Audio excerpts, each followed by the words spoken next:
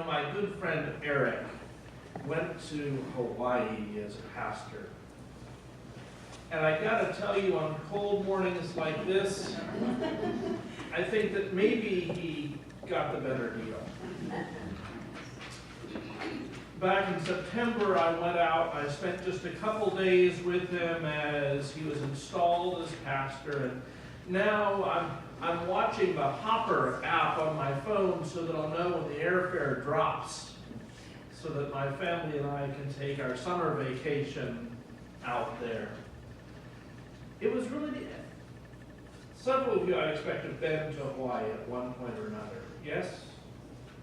And the rest of you have always wanted to go, right? No. They call it paradise. And I've got to tell you that in those few days that I was there, I was really struck with how lovely it is.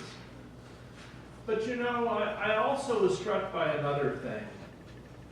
When you go to Hawaii, you're on a rock in the middle of the Pacific. And there's nothing around you for 3,000 miles. It may be nice, but you can't just pick up and drive to see, your cousin. Unless your cousin also happens to be on the same island you are.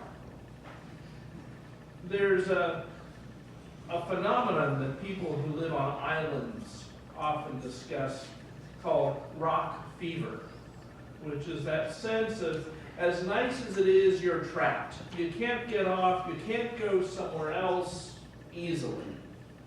And of course, those of us who live on the mainland, well, we can, drive 3,000 miles if we want, and then we can probably drive another 3,000. We can go a huge number of places. We aren't stuck in one locale. Now, for Adam and Eve, they were experiencing a little bit of that rock fever there in the Garden of Eden. That paradise that wasn't an island, but was a very distinct spot. Now, I don't know if they could have wandered out of the garden into the desert around Eden. Certainly after the story unfolds, we're told they weren't allowed back in.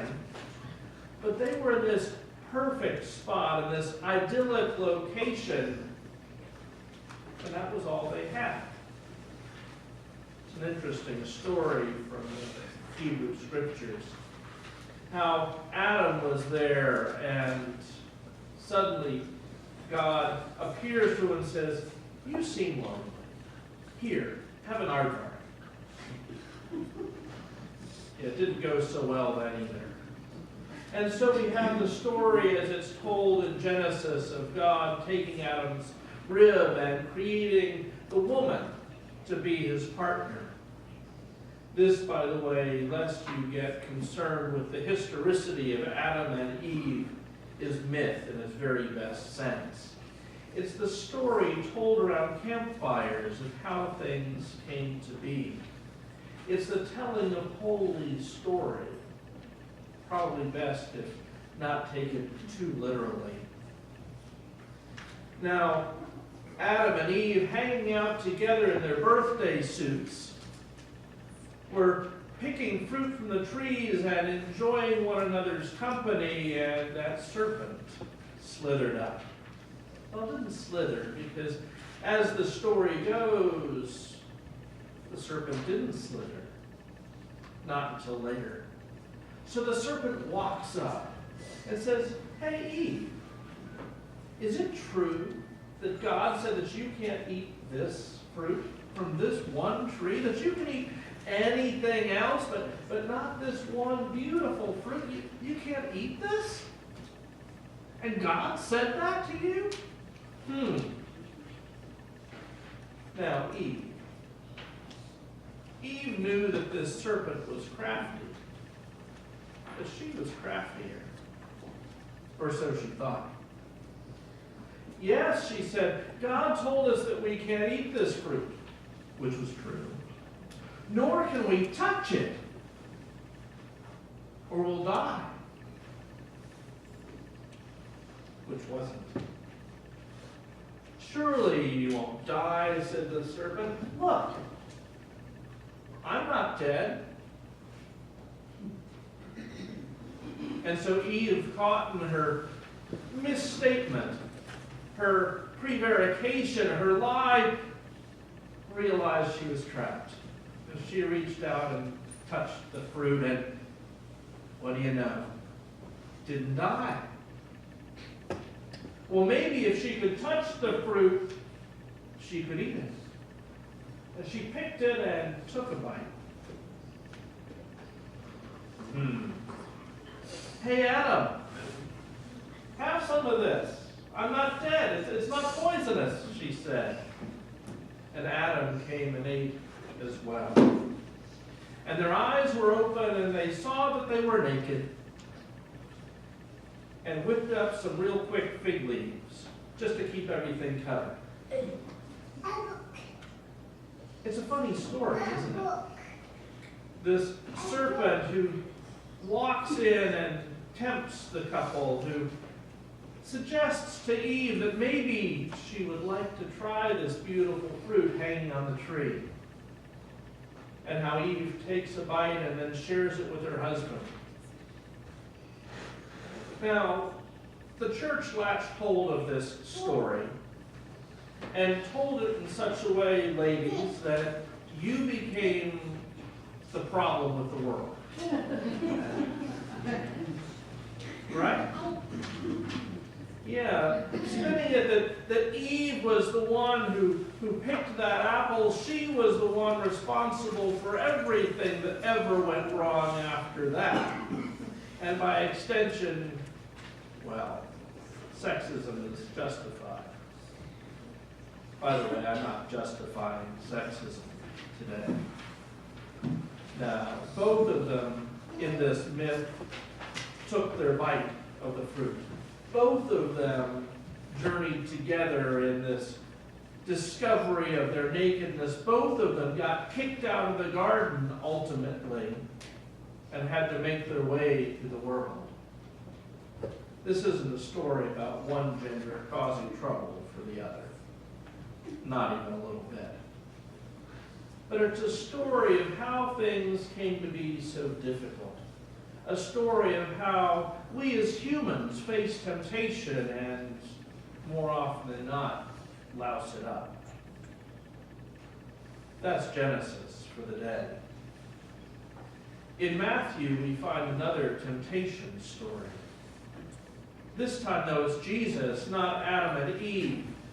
Jesus has just been baptized. He's come up out of the waters. He's seen the Spirit coming down and heard the voice of God declaring, "This is my Son, my beloved." And so, fresh from his baptism, Jesus has gone out not to a garden, but into the desert, to the place where he's tempted by the evil one. You know, it's interesting. In Genesis, the serpent is never named as the devil. We made our own overlay on that one. It's just the serpent. In the gospel, it's the evil one. Again, never quite named. That source of temptation. That if we start saying, "Oh, the devil made me do it," like the old comedian Flip Wilson said, we get in trouble because then we forget that there are plenty of other sources of temptation, that there are plenty of little whispers in our ears. So Jesus goes out in the desert, and for 40 days he fasts, neither eating nor drinking, but praying, trying to be in touch with the Spirit of God in the world. And at the end of that 40 days, when he was most depleted, the tempter comes and suggests to him, "Hey, Jesus, you're pretty hungry after all this time, aren't you? What do you say you take one of these stones and turn it to bread? You could have all the bread you could eat. You'd be full, you'd be happy, life would be good." Jesus is almost persuaded. The rumblings in his stomach are telling him, this is a good idea. But then he remembers.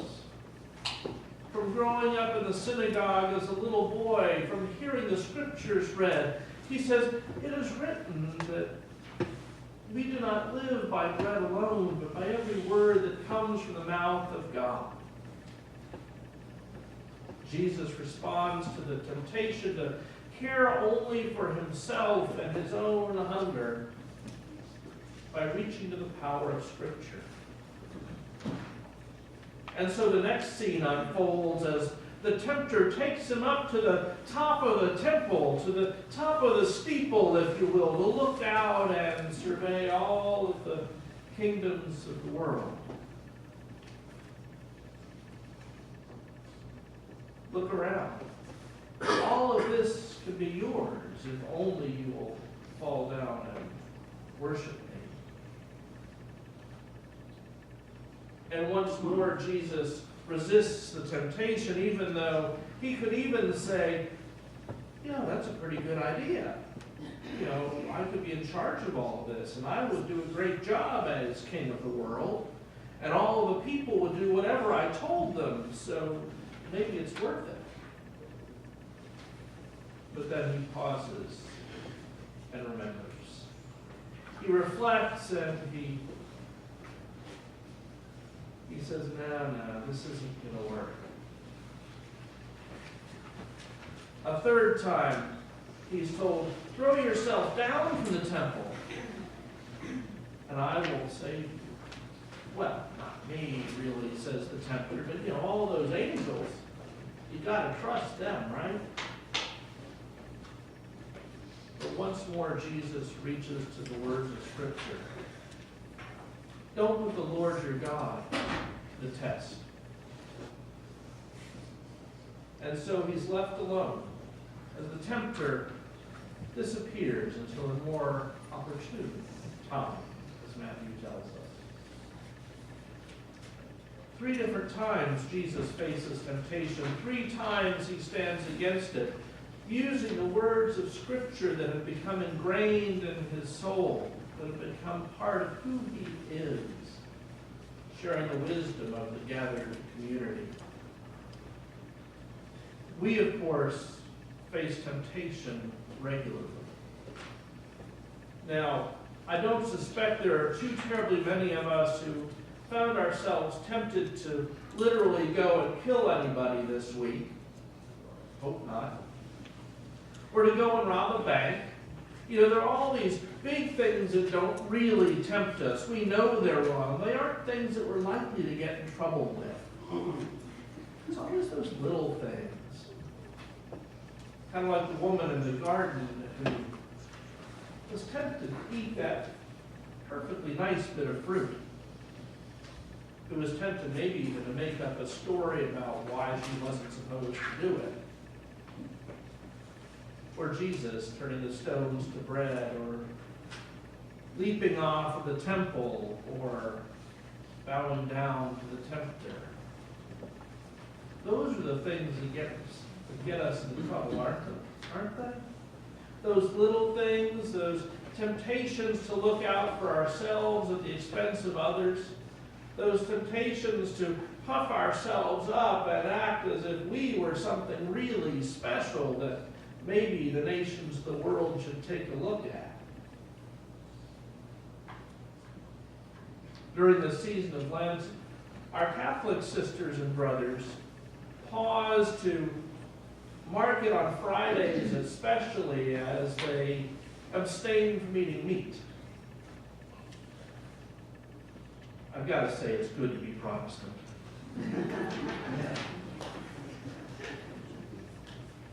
We don't give things up quite that same way, not in that prescribed way, not in the way that makes us feel like we have to do this or we get in trouble. Just this past Wednesday, as I was coming in and getting ready for our Ash Wednesday service, I stopped down at 7-Eleven to get a burrito. Yeah, that's nutrition, isn't it? But there was a guy there who came up to me and started talking. And he saw that I had the ashes on my forehead. He saw that I had the funny shirt on, and he did what people do. It was time for confession. He asked if I had ashes because he hadn't been able to make it to church earlier in the day. I had ashes. So standing right there in front of the burritos and the sandwiches and the Slurpees, I reminded him that he was dust, and to dust he would return, and yes, he was also a beloved child of God.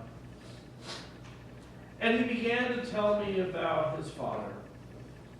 His father, who was just diagnosed with stage 4 cancer.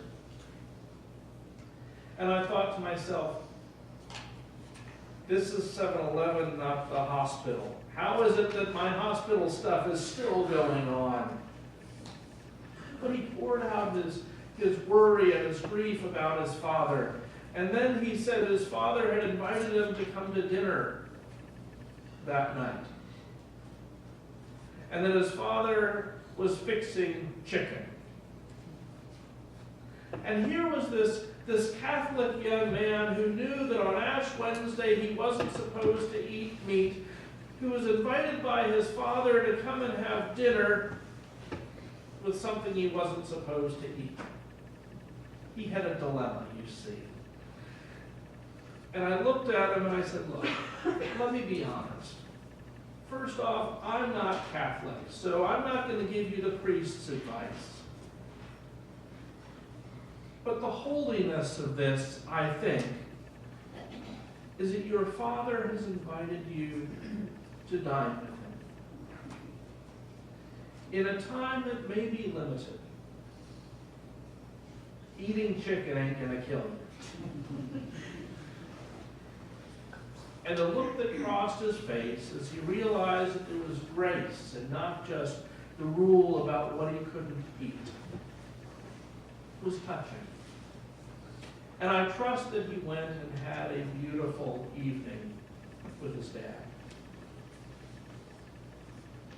My son, years ago, when Lent rolled around, decided that he wanted to have a Lenten discipline. And he decided that he was going to give up spherical things. He didn't ask me if it was a good idea, but he decided he was going to give up spherical things. And so when somebody showed up with a box of munchkins, it was difficult. But he managed. When he went to a friend's house and they had spaghetti and meatballs, it was a challenge. When he realized that oranges were spherical and that apples were almost spherical, I never pointed out to him that the planet on which we live is pretty well spherical. But he worked himself up to this point, and he was just a little guy at the time, but he worked himself up to the point that about 2 days in, that it wasn't worth doing anymore. He needed to have those munchkins. Oh yeah, then there was a trip to IKEA. Swedish meatballs? Irresistible. He wasn't about to have the salmon. Now, sometimes when we get to the place where we're trying to give things up, and we realize that maybe that doesn't have the meaning for us that we hoped it would. I always encourage people, rather than giving something up for Lent, to add something. To do a little extra scripture reading. To pause for some more prayer during the day. To work for the betterment of others. To volunteer in the community. To do something that makes a difference in somebody else's life. Because really the purpose of fasting, if you're going to do it, is so that every time you think about eating a little spherical thing, you pause and say, hold it. Jesus gave things up for me, so I'm going to give something up for Jesus, which is good. It connects us to God, but the real purpose is that Christ's sacrifice wasn't just so that we wouldn't eat donut holes. It was so that we would live out our faith in ways that reflect His love and grace. So let me leave you with just a thought. This comes from one of my Facebook friends who was involved in a conversation about giving things up for Lent. And Elizabeth said, I try to remind myself that Lent isn't a self-help program. So the giving up or adding on isn't supposed to be about my self-improvement per se, even though that may be a result. When I'm on my spiritual game, I think about what it means to give up or add on something that moves me into a deeper solidarity with the presence of Christ in those who suffer. That's not giving up chocolate or adding a Pilates class. It's not waving to strangers, lovely though that may be, or stopping to smell the roses, also a delight. It's not deeper prayer or meditation in themselves either. It hurts a little and connects a lot. It demands something. It takes us to the desert, not away from the desert. I know you all know this, but I personally forget that all the time.